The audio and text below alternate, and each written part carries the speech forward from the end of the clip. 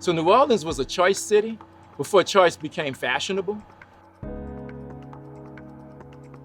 In 2005, Katrina literally and figuratively washed away the city as we knew it, as well as the school system. Now, almost some 15 years after Katrina, or 20 years after Katrina, we've had to rebuild the system from the ground up.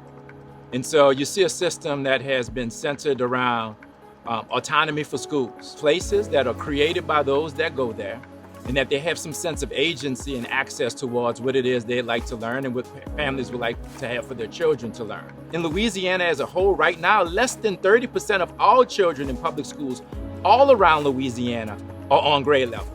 So let that sink in for a moment. We have a lot of work to do. Schools have to continue to push for more academic rigor, but we also have to solve for what other things that parents want and receive from schools in order to make sure that they feel good about what their children are receiving. So that could be after school programming, band, more arts, more technology in schools. So we have to ramp that up along with the quality. New Orleans, right after Katrina, was able to embark on what some may call a radical transformation of schools.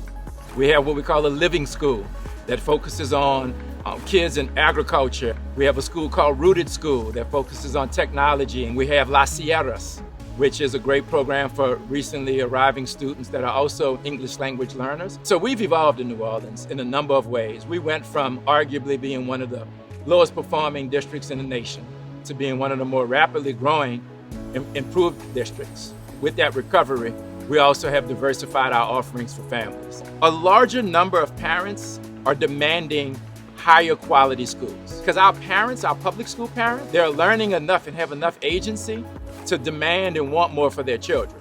And so what I believe is that the system's going to have to evolve to meet that. There are a lot of unique things about our unique system that make us, that make us great. First is we offer up that freedom and flexibility for educators to think creatively about how to meet the unique needs of kids. And we've done a lot of work over the last 15 to 20 years on system governance.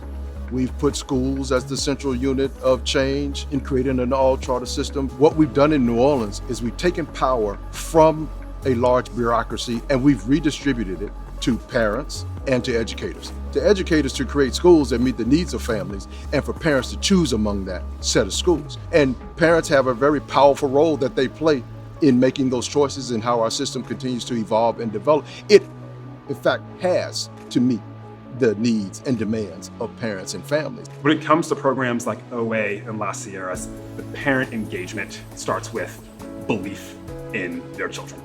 They know they're great. We know they're great. We don't take that for granted.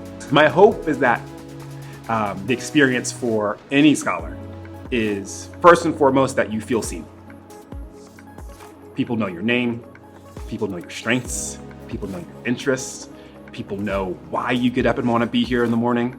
People know when and why you struggle. And 1, don't make an excuse for it. 2, still love you for it. And 3, make you better. The real secret sauce to New Orleans over the last decade is creative and collaborative problem solving.